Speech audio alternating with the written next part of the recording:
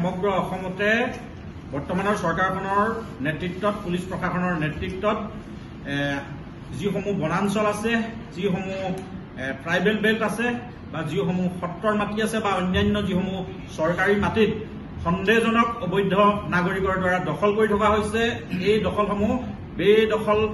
বেদখলসমূহ মুক্ত কৰিবৰ কাৰণে ইতিমধ্যে সমগ্ৰ অসমৰ বিভিন্ন প্ৰান্তত অভিযান চলি আছে। এতিয়া আজি আমাৰ সংবাদমেলৰ মূল উদ্দেশ্য হৈছে আমি এটা কথা স্পষ্টকৈ আৰু মুকলিকৈ ক'ব বিচাৰিছো, আজি ঐতিহাসিক খিলঞ্জীয়াৰ পীঠস্থান শিৱসাগৰৰ পৰা যে আমি ইয়াতে যিসমূহ সংগঠনে আজি সংবাদমেল সম্বোধন কৰিছো, আমি এটা কথা স্পষ্টকৈ কৈছো যে ৰাজনীতি এতিয়া নহয়, জাতি প্ৰথম আৰু মাটি থাকিলেহে জাতি থাকিব। গতিকে যি চৰকাৰৰ নেতৃত্বতেই নহওক, আজি সমগ্ৰ অসমত যি অবৈধ বেদখল মুক্ত কৰিবৰ কাৰণে অভিযান চলা হৈছে, এই অভিযানক আমি ইয়াত থকা প্ৰতিটো সংগঠনে মুক্তভাৱে সমৰ্থন জনাইছো। আৰু তাৰ লগতে আমি চৰকাৰক দাবী উত্থাপন কৰিছো, কেৱল মাত্ৰ নামনি অসমতেই নহয়, ইতিমধ্যে আমি শিৱসাগৰৰ পৰা বহুবাৰ এটা কথা উত্থাপন কৰিছো যে উজনি অসমৰ বিভিন্ন জিলাতো ইতিমধ্যে অবৈধ সন্দেহজনক নাগৰিকে পোখাইছে আৰু বিভিন্ন চৰকাৰী মাটিত তেখেতসকলে খুব সন্তৰ্পণে প্ৰশাসনে নজনাকৈ, চৰকাৰে নজনাকৈ, সাধাৰণ নাগৰিকে গম নোপোৱাকৈ বিভিন্ন স্থানত তেওঁলোকে বেদখল কৰি আছে। গতিকে এই স্থানসমূহ পুলিচ প্ৰশাসনে চিনাক্তকৰণ কৰি এই স্থানসমূহতো তৎকালীনভাৱে তেওঁলোকে অভিযান চলাব লাগে। ইতিমধ্যে উৰিয়াম ঘাটৰ আপোনালোকে ঘটনাটো দেখিছে যে উৰিয়াম ঘাটত উজনি অসমৰ গোলাঘাট জিলাৰ এটা সীমান্তৱৰ্তী অঞ্চল, তাত কেনেকৈ আমাৰ সন্দেহজনক নাগৰিকসকলে আহি পাহাৰ পাতিছিলেহি আৰু তেখেতসকলক উচ্ছেদৰ জাননী দিয়াৰ লগে লগে তেখেতসকলে নিজে ইয়াৰ পৰা পলাই যাবলৈ আৰম্ভ কৰিছে। আৰু এটা কথা আমি কৈছো, গোটেই বিষয়টোৰ ওপৰত চৰকাৰ প্ৰশাসনে দৃষ্টিগোচৰ কৰিব লাগিব যাতে তাত এঘৰো অবৈধ বিদেশী পৰিয়াল থাকিব নোৱাৰে। এইখিনিতে আমি এটা কথা কৈছো চৰকাৰক যে আমি দেখিবলৈ পাইছো বহু তৃতীয় পক্ষ, বহু ৰাজনৈতিক নেতা, পালি নেতা, কোনোবা বিধায়ক, তেখেতসকলক আমি দেখিবলৈ পাইছো তেখেতসকলে উচ্ছেদৰ বিপক্ষে থিয় দিয়া আমি দেখিবলৈ পাইছো। যিসমূহ আজি তাৰিখত অবৈধ সন্দেহজনক নাগৰিকৰ দ্বাৰা গঠিত সংগঠন যেনেকে ABMSU, AMSU, NAMSUৰ দৰে সংগঠনৰ লগ লাগি তেখেতসকলে সম্পূৰ্ণ উচ্ছেদ অভিযানটো বৈৰাম কৰিবৰ কাৰণে তেখেতসকলে চেষ্টা কৰাও আমাৰ পৰিলক্ষিত হৈছে। গতিকে ঐতিহাসিক স্থানৰ পৰা আমি আজি তাৰিখত হকিয়াই দিছো যে অসমৰ জাতি মাটি ভেটি ৰক্ষাৰ ক্ষেত্ৰত যি উচ্ছেদ অভিযান চলিছে, কাৰণ এটা কথা আমি কৈছো যে এই অভিযানৰ যিসকলে বিৰোধিতা কৰিব তেখেতসকলক কিন্তু আমি উজনি অসমৰ ঐতিহাসিক শিৱসাগৰ পীঠস্থানৰ পৰা জাতিদ্ৰোহীৰ নামেৰে কিন্তু নামাকৰণ কৰিবলৈ বাধ্য হম। কাৰণ অসমৰ প্ৰতিটো জাতীয় জনগোষ্ঠীয় সংগঠনৰ আমাৰ দীৰ্ঘদিনীয়া দাবী আছিলে যে এই ট্ৰাইবেল বেল্টৰ হওক, এই বনাঞ্চলৰ হওক বা অন্যান্য যিবিলাক চৰকাৰী মাটি হওক, এই চৰকাৰী মাটিবিলাকৰ উচ্ছেদ চলিব লাগে। যি সম্প্ৰদায়ৰ নহওক, আমি কোনো ধৰ্মক লৈ আমি বিদেশীক চিনাক্তকৰণ কৰিব বিচৰা নাই। যি সম্প্ৰদায়ে নহওক, যি ধৰ্মৰে নহওক, যদি কোনোবাই চৰকাৰী মাটি বেদখল কৰিছে তেখেতসকলক উচ্ছেদ কৰিব লাগে। গতিকে নিশ্চিতভাৱে আজি চৰকাৰখনক আমি সমৰ্থন জনাইছো। আৰু এই তৃতীয় পক্ষবিলাকৰ যদি হস্তক্ষেপত কেনেবাকৈ চৰকাৰকো আমি সকিয়নি জনাইছো, কোনো কাৰণতে কিন্তু এই উচ্ছেদ অভিযান তেখেতসকলে স্থবিৰ কৰিব নোৱাৰিব। কোনো কাৰণতে এই উচ্ছেদ অভিযান তেওঁলোকে বন্ধ কৰিব নোৱাৰিব। যিকোনো পৰিস্থিতি অসমত সৃষ্টি হলেও এই উচ্ছেদ অভিযান বাহাল ৰাখিব লাগিব। আৰু অসমৰ যিসমূহ মাটি ভেটি ৰক্ষা কৰা যি বিগত সময়ত চৰকাৰখনে আমাৰ বিভিন্ন সংগঠনক তেখেতসকলে প্ৰতিশ্ৰুতি প্ৰদান কৰিছিলে, এই প্ৰতিশ্ৰুতিসমূহ পালন কৰিব লাগিব। আৰু লগতে উজনি অসমৰ প্ৰতিটো জাতীয় জনগোষ্ঠীয় সংগঠনৰ লগতে অসমৰ ৰাইজৰ প্ৰতি, আমাৰ উজনি অসমৰ জনসাধাৰণৰ প্ৰতি আমি এটা আহ্বান জনাম যে আমি সষ্টম হৈ থকাৰ প্ৰয়োজন আছে। কাৰণ এই মুহূৰ্তলৈকে আমি এটা কথা গম পোৱা নাই, যিসমূহক উচ্ছেদ কৰিছে, উচ্ছেদিত পৰিয়ালসমূহক কলৈ পঠিয়াই দিয়া হৈছে, তেখেতসকল ক'ত গৈ বসস্থান কৰিছে, এই কথাটো আমি আজি তাৰিখত অৱগত নহয়। গতিকে তেওঁলোকে যিকোনো সময়তে সন্তৰ্পণে উজনি অসমৰো বিভিন্ন গাঁও, বিভিন্ন জিলাত তেখেতসকলে বসতি স্থাপন কৰিব পাৰে। গতিকে আজি তাৰিখত আমি প্ৰতিটো দল সংগঠনে এই বিষয়বিলাক আমি দৃষ্টিগোচৰ কৰিম। লগতে আমাৰ খিলঞ্জীয়া অসমীয়া প্ৰতি সম্প্ৰদায়, প্ৰতি ধৰ্মৰ লোকলৈ আমি অনুৰোধ জনাইছো তেওঁলোকে যাতে এইবিলাক কথা দৃষ্টিগোচৰ কৰে। লগতে আৰু এটা কথা আমি উনুকিয়াই দিব বিচাৰিছো, এটা তৃতীয় চক্ৰই অসমত এটা বিষ বাষ্প বিয়পাব বিচাৰিছে যে খিলঞ্জীয়া যিসমূহ সংখ্যালঘু মানুহ আছে তেখেতসকলক আমি বিদেশী চকুৰে কোনোবাই দৃষ্টিগোচৰ কৰিছে বা আমি চাইছো এনেকুৱা ধৰণৰ পৰিৱেশ বা এটা সাম্প্ৰদায়িক বাস্পৰ পৰিৱেশ অসমত বিয়পাব বিচাৰিছে। কিন্তু এটা তাৰিখত আজি তাৰিখত আমি কৈছো আমি যুগ যুগ ধৰি এইখন অসমত সমন্বয়েৰে বসবাস কৰিছো। আমি ইয়াত উপস্থিত থকা প্ৰতিটো জাতীয় জনগোষ্ঠীয় সংগঠনে এটা কথা কৈছো, আমি কোনো জনগোষ্ঠীকে ধৰ্মৰ দৃষ্টিৰে আমি চোৱা নাই। আজি গৰীয়া হওক, আজি মৰিয়া হওক, আজি দেশী হওক, আজি জলহা হওক, আজি চৈয়দ হওক, সকলোকে আমি অসমীয়া বুলি সদায় আমি একেলগে সমন্বয়েৰে বসবাস কৰিছো। কালিলৈ যদি অসমৰ এই সংখ্যালঘু এই জনগোষ্ঠীসমূহৰ ক'ৰবাত উৎপীড়ন হোৱাৰ খবৰ আমি পাওঁ, তেতিয়াহ'লে নিশ্চিতভাৱে আমি সংখ্যালঘু জনসাধাৰণক প্ৰতিশ্ৰুতি দিছো যে আমি তেওঁলোকৰ পক্ষত থিয় দিম। আৰু চৰকাৰকো কৈছো, উচ্ছেদ যেতিয়া তেওঁলোকে অভিযান চলাব, কোনো আমাৰ খিলঞ্জীয়া জাতি জনগোষ্ঠীৰ ওপৰত যাতে উৎপীড়ন নহয় তাৰ প্ৰতি তেওঁলোকে লক্ষ্য ৰাখিব লাগিব। আমি কেৱল মাত্ৰ উচ্ছেদৰ পক্ষত আছো, আৰু যদি চৰকাৰী মাটি উচ্ছেদ কৰাৰ স্বাৰ্থত কোনো খিলঞ্জীয়াক উচ্ছেদ কৰিবলগীয়া হয়, তেওঁলোকক পুনৰ সংস্থাপন কৰিব লাগিব, তেওঁলোকক তাৰ ক্ষতিপূৰণ দিব লাগিব। এই দাবীও আজি তাৰিখত আমি উত্থাপন কৰিছো। আৰু অসমত এটা শান্তিপূৰ্ণ পৰিৱেশৰ মাজত সম্পূৰ্ণ উচ্ছেদ অভিযানটো চলাটো আমি বিচাৰিছো। আৰু কোনো খিলঞ্জীয়া জাতি জনগোষ্ঠীৰ ওপৰত উৎপীড়ন হোৱাটো নিবিচাৰো, আৰু উৎপীড়ন হলে আমি তেখেতসকলৰ পক্ষত আমি থিয় দিম। আৰু অন্যান্য বিভিন্ন কথা আছে আমাৰ, আৰু কেইবাটাও সংগঠনৰ নেতৃত্ব আছে, তেওঁলোকে লোকৰ আগত অৱগত কৰিব। শেহতীয়াকৈ কিছু পলমকৈ হলেও অসমত বৰ্তমানৰ যি চৰকাৰ, এই চৰকাৰখনে বিদেশী মুক্ত অসম গঢ়াৰ ক্ষেত্ৰত সন্দেহযুক্ত নাগৰিকৰ যোগেদি যি বেদখল হৈ আছে, সেই বেদখল মুক্ত কৰি অসমক সুৰক্ষা দিয়াৰ স্বাৰ্থত যি পদক্ষেপ গ্ৰহণ কৰিছে, এই পদক্ষেপৰ ক্ষেত্ৰত শিৱসাগৰৰ প্ৰায় 10টা জাতীয় জনগোষ্ঠীয় সংগঠনৰ যিটো স্থিতি, সেই স্থিতি স্পষ্ট কৰিবৰ বাবে আজি আমি যি সংবাদমেল আয়োজন কৰিছিলো, এই সংবাদমেলত উপস্থিত থকা সমূহ সংবাদকৰ্মীলৈ আমি ধন্যবাদ জ্ঞাপন কৰিছো, স্বাগতম জনাইছো। আৰু আপোনালোকৰ যোগেদি আমাৰ প্ৰায় 10টা জাতীয় জনগোষ্ঠীয় সংগঠনৰ যিটো শেহতীয়া স্থিতি, এই স্থিতিৰ বিষয়ে আপোনালোকৰ যোগেদি আমি ৰাইজক অৱগত কৰিব বিচাৰিছো। আৰু প্ৰথম কথা হ'ল যে বহু পলমকৈ হলেও অসমক বিদেশী মুক্ত কৰিবৰ বাবে চৰকাৰখনে যি পদক্ষেপ গ্ৰহণ কৰিছে, আমি শিৱসাগৰৰ প্ৰায় 10টা জাতীয় জনগোষ্ঠীয় সংগঠনৰ তৰফৰ পৰা আমি চৰকাৰক প্ৰথমতে আমি ধন্যবাদ জ্ঞাপন কৰিছো। কিন্তু তাৰ সমান্তৰালভাৱে আমি এটা কথা স্পষ্ট কৰি দিব বিচাৰিছো যে অসমত কেৱল চৰকাৰ বুলিয়ে নহয়, ৰাজনীতিৰ ঊৰ্ধত গৈ আচলতে শাসকীয় গোষ্ঠীয়ে হওক বা বিদেশী বহিষ্কাৰৰ ক্ষেত্ৰত বিৰোধী পক্ষই হওক, সকলোৱে একেটা স্থিতি গ্ৰহণ কৰাটো আজি তাৰিখত আমি আহ্বান জনাইছো।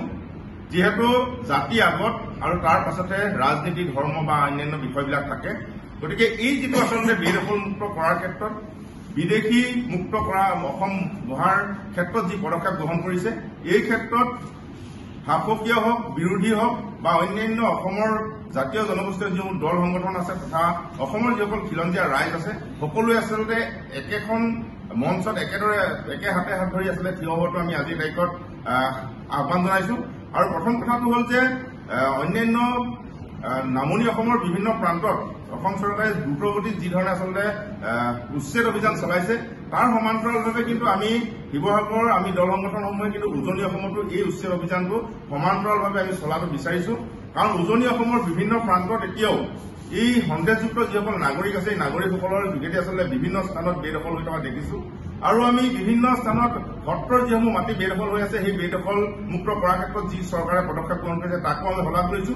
কিন্তু তাৰ সমান্তৰালভাৱে অসমৰ বিভিন্ন প্ৰান্তত থকা, বিশেষকৈ উজনি অসমৰ বিভিন্ন প্ৰান্তত থকা আহোম যুগৰ যিসমূহ কীৰ্তিচিহ্ন আছে, এই কীৰ্তিচিহ্নসমূহতো কিন্তু আমি বেদখল হৈ থকা দেখিছো। কিন্তু এই ক্ষেত্ৰতো যাতে চৰকাৰখনে উপযুক্ত পদক্ষেপ গ্ৰহণ কৰে, বিশেষকৈ শিৱসাগৰৰ শিৱদৌলৰ অস্তিত্বটো নিৰ্ভৰ কৰি থকা যিখন যমুনা আছে, এই যমুনা আজিৰ তাৰিখত সম্পূৰ্ণৰূপে বেদখল হৈছে।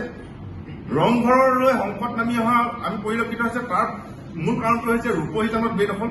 গতিকে ইয়াৰ লগতে আচলতে গেলেকী হওক, পানীদিহিং হওক, বিভিন্ন যিসমূহ অভয়াৰণ্য আছে, পক্ষী অভয়াৰণ্য হওক বা অন্যান্য বনাঞ্চল আছে, এই বনাঞ্চলসমূহতো আমি বিভিন্ন ধৰণৰ ৰাইজৰ দ্বাৰা আচলতে ইয়াত বেদখল হোৱা দেখিছো। গতিকে এইসমূহ সমান্তৰালভাৱে আমি বেদখল মুক্ত হোৱাটো বিচাৰিছো। কাৰণ কেৱল মাত্ৰ যদিহে এই যিসমূহ সন্দেহযুক্ত নাগৰিক আছে, এই নাগৰিকসকলৰ বনাঞ্চলসমূহৰ পৰা যদি উচ্ছেদ অভিযান চলোৱাতে যদি সীমাবদ্ধ থাকে, তেন্তে আমি ভাবিবলৈ বাধ্য হ'ম যে এয়া আচলতে ভোটৰ ৰাজনীতি। আৰু যদিহে ভোটৰ ৰাজনীতিৰ ওপৰত গৈ জাতিৰ আচলতে যিটো সংকট নামি আছে, জাতিৰ কথা আচলতে সঁচাকৈ যদি চিন্তা কৰিছে এই চৰকাৰখনে, তেতিয়াহ'লে সকলো ক্ষেত্ৰতে হোৱা যিসমূহ বেদখল, সেই বেদখল মুক্ত সেই অঞ্চলবিলাকত উচ্ছেদ হোৱাটো আমি বিচাৰিছো। আৰু ইয়াৰ সমান্তৰালভাৱে আমি আৰু এটা কথা ক'ব লাগিব যে হয় আজিৰ তাৰিখত আমি উচ্ছেদ হোৱা দেখিছো, বিভিন্ন স্থানত উচ্ছেদ হৈছে, কিন্তু সেই উচ্ছেদিত ব্যক্তিসকল আকৌ পুনৰগৈ ক'ত আচলতে তেওঁলোকে থিতাপি লৈছেগে আমি এই কথাটো স্পষ্ট নহয়। গতিকে এইটো হ'ব নালাগে যে আজি ইয়াত উচ্ছেদ হৈছে, ইয়াৰ পৰা গৈ কোনোবা এঠাইত থিতাপি লৈছে, কাইলৈ চৰকাৰখনে আকৌ তাৰ পৰা তেওঁলোকক উচ্ছেদ কৰিবলগীয়া এটা অৱস্থালৈ যোৱাটো আমি বিচৰা নাই। কাৰণ এই যি উচ্ছেদ অভিযান, এই উচ্ছেদ অভিযানত আচলতে চৰকাৰৰ ৰাজকোষৰ এটা বৃহৎ ধন আচলতে ইয়াত খৰচ হৈছে। গতিকে আমি বাৰম্বাৰ ৰাইজৰ যি আচলতে ৰাজকোষৰ ধন, এই ধন আচলতে এই উচ্ছেদৰ অভিযানতে আচলতে হৰা হৈ থকাটো আমি বিচৰা নাই। গতিকে আমি চৰকাৰক আহ্বান জনাইছো যে এই যিসকল উচ্ছেদিত আচলতে সন্দেহযুক্ত নাগৰিক, এই নাগৰিকসকলক হয় ডিটেনশ্যন কেম্পত ৰাখক, নহলে বৈদেশিক নীতিৰ যোগেদি আচলতে দেশৰ পৰা বাহিৰ কৰি দিয়া যিটো ব্যৱস্থা, সেই ব্যৱস্থাটো আচলতে তেওঁলোকে গ্ৰহণ কৰক।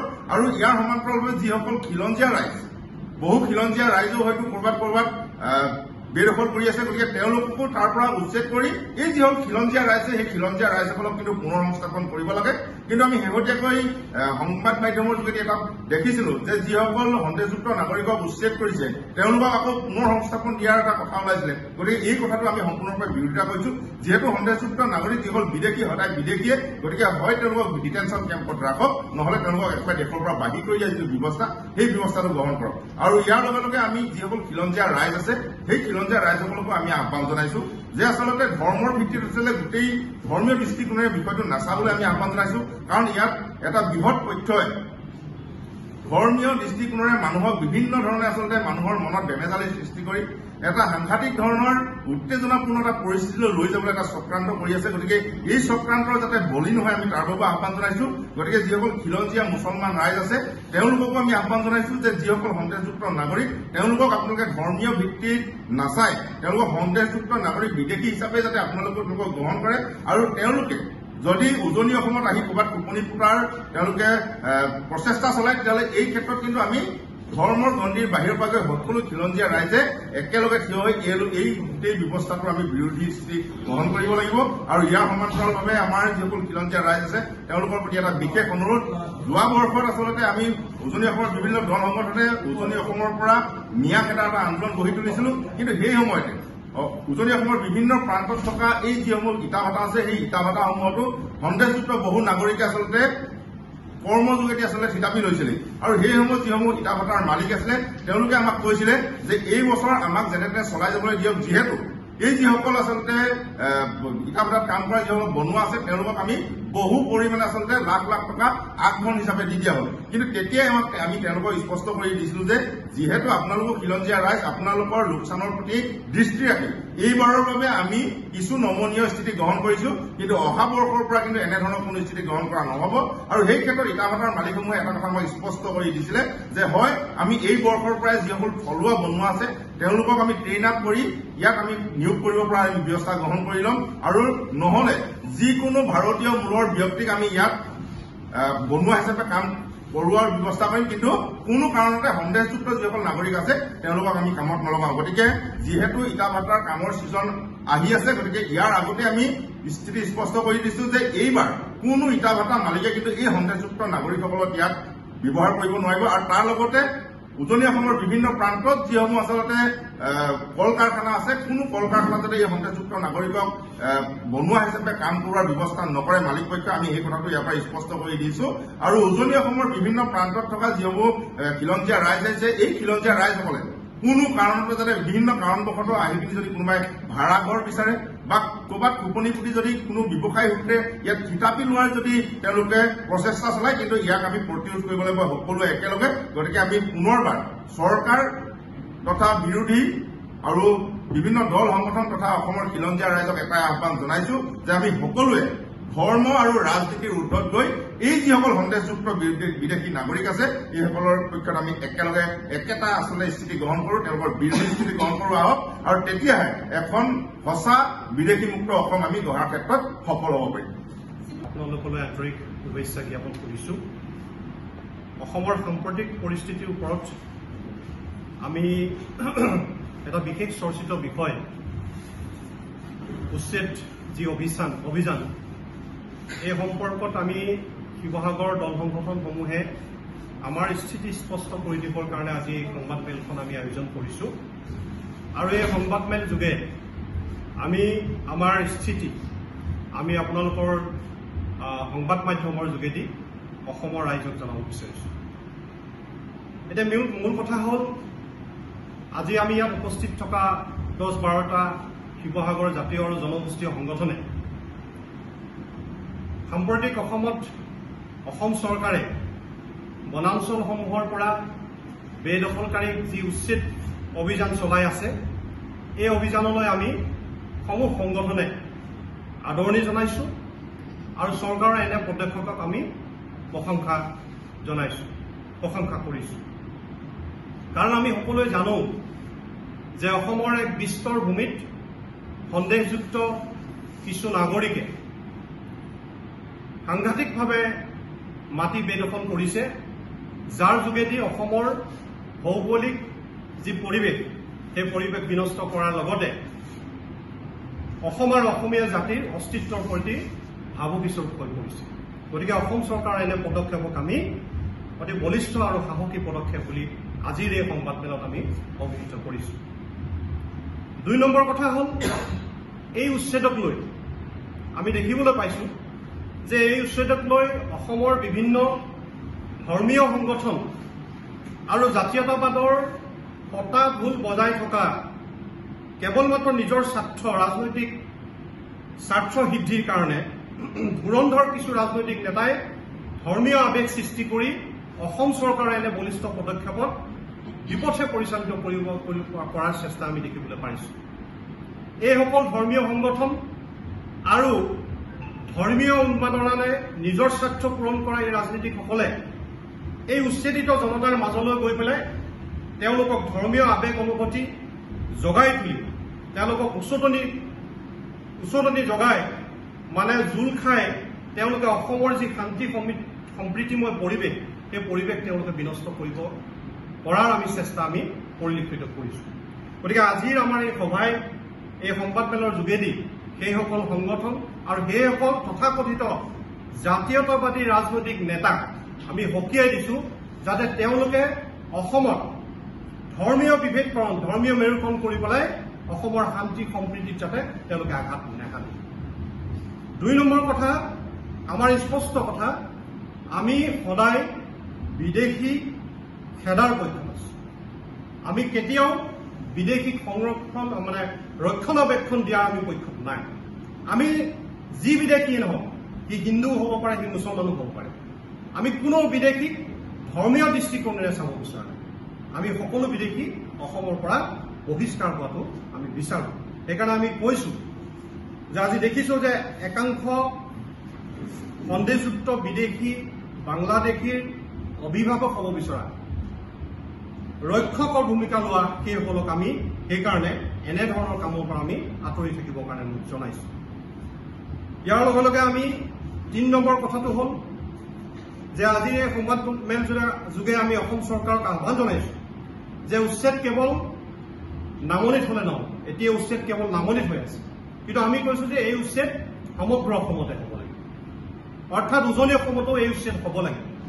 কাৰণ উজনি অসমতো আমি দেখিবলৈ পাইছোঁ যে বিভিন্ন চৰকাৰী মাটি, দেৱোত্তৰ মাটি, ঐতিহাসিক কীৰ্তিচিহ্নসমূহৰ যি সংৰক্ষিত এলেকা, এইবিলাক কিন্তু জলাশয়বিলাক কিন্তু বিভিন্ন দুষ্কৃতিকাৰী বেদখলকাৰীয়ে কিন্তু দখল কৰি আছে।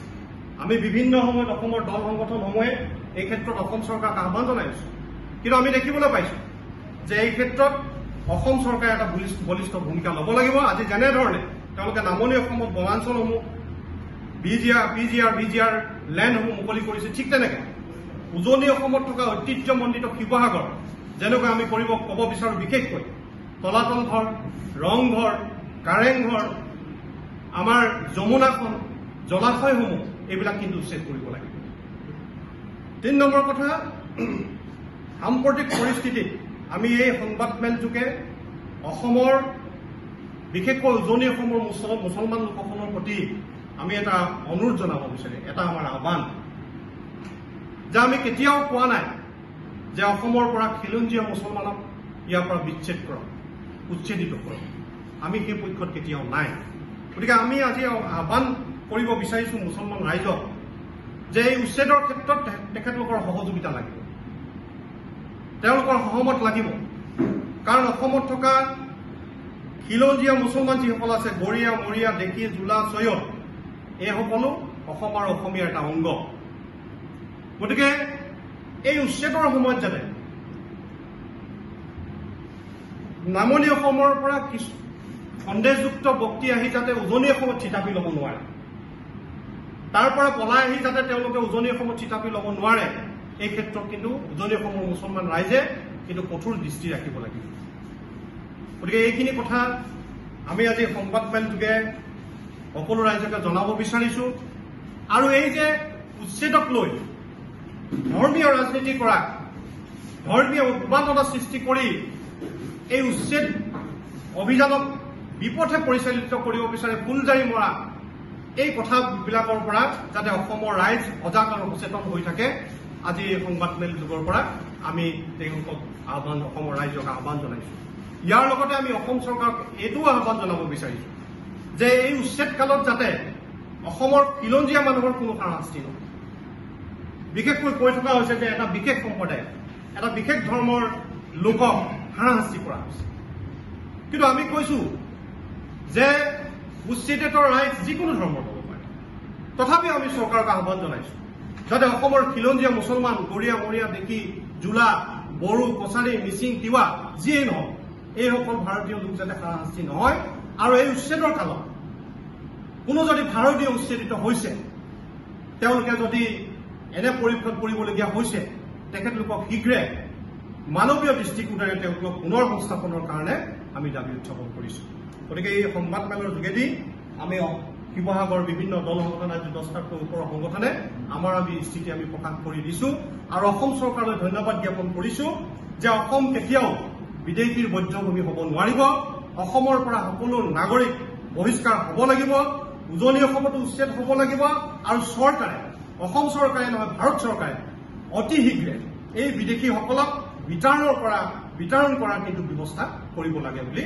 আজি এই সংবাদমেলৰ যোগে আমি সকলোকে আহ্বান জনাম ধন্যবাদ আজি আমাৰ শিৱসাগৰ জাতীয় দল সংগঠনে যি সংবাদমেল দিছে ধন্যবাদ জনাইছো সংবাদ মাধ্যমৰ সকলোকে আচলতে অসম চৰকাৰে যিটো পদক্ষেপ লৈছে একেবাৰে গ্ৰহণযোগ্য আমি যিটো বিচাৰি আছিলো সেইটোৱে অসম চৰকাৰে লৈছে আমি দেখিবলৈ পাইছো ভিডিঅ' ফুটেজ বা নিউজত দেখিবলৈ পাইছো যে গুৱাহাটী কামাখ্যা যিটো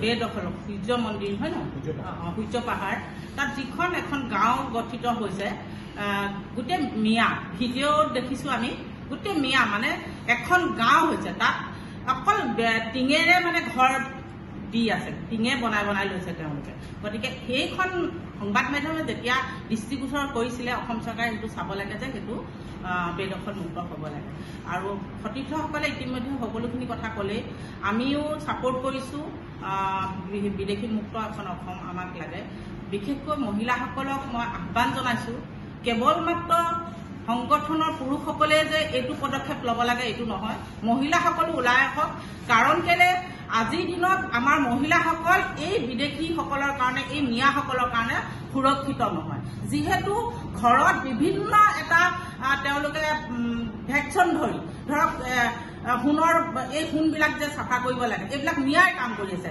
যিমান হত্যা বলাৎকাৰ ধৰ্ষণ এইবিলাক হৈ আছে চব মিয়াই কৰি আছে গতিকে আমি আহ্বান জনাইছো সকলোকে যে অসমত যিবিলাক মিয়া বাংলাদেশীয়ে আহি থিতাপি লৈছে সকলোকে বহিষ্কাৰ কৰিব লাগে শিৱসাগৰত ইতিমধ্যে চিটুৱে কৈ গ'ল বা দেৱজিতে কৈ গ'ল শিৱসাগৰত যিমানখিনি আমাৰ বেদখল হৈ আছে মিয়াৰ দ্বাৰা এইখিনি বেদখল মুক্ত হ'ব লাগে বিশেষকৈ যমুনাখন যিখন আমাৰ বেদখল হৈ আছে বেদখল মুক্ত হ'ব লাগে তলাতল ঘৰ ৰংঘৰ যিবিলাক বেদখল হৈ আছে সেইবিলাক মুক্ত হ'ব লাগে অসম চৰকাৰৰ যিটো পদক্ষেপ আমি সঁচাকৈ মানিবলগীয়া শলাগ লৈছোঁ আমি কাৰণ কেলে প্ৰতিবাদ কৰোঁ অসমৰ চৰকাৰৰ বিৰুদ্ধে কিন্তু এইটো বিৰুদ্ধে আমি কোনোদিন প্ৰতিবাদ নকৰোঁ আমি ইয়াৰ সমৰ্থন জনাইছোঁ আমাৰ শিৱসাগৰত যিমান দল সংগঠন আছে আজি যিসকল আহিছে তেওঁলোকে সমৰ্থন জনাইছে সকলোৱে সমৰ্থন জনাইছোঁ লগতে আৰু এটা কথা কওঁ কেৱল মাত্ৰ মিয়াসকলে যে এইখিনি কাম কৰি আছে এইটো নহয় ইয়াত মানে আমাৰ বহুত মানুহে ছাপোৰ্ট কৰি আছে ধৰক বিধায়কেও আমাৰ কিছুমান মন্তব্য শুনিবলৈ পাইছোঁ বহুতৰে আৰু দৌল সংগঠৰো বহুতে কৰি আছে। শিৱসাগৰত এটা ডাঙৰ অপ্ৰীতিকৰ পৰিস্থিতি সৃষ্টি হৈছিলে ইয়াৰ ওপৰত। এইটোৰ প্ৰতিও চৰকাৰে লক্ষ্য ৰাখিব লাগে যে যাতে আমাৰ খিলঞ্জীয়া মানুহৰ কোনো লোকচান বা হানি নহয়।